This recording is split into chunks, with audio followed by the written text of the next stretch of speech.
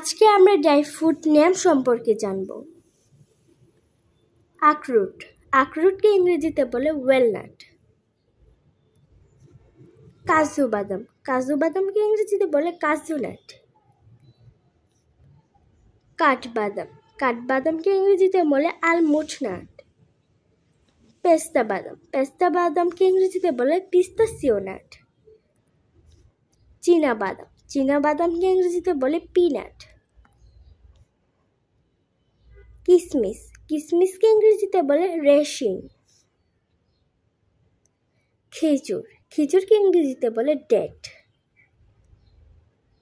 কালো জিরা, কালো জিরাকে ইংরেজিতে বলে কালো জিরা। শুকনো কিউই, শুকনো কিউইকে ইংরেজিতে বলে ড্রাইড কিউই।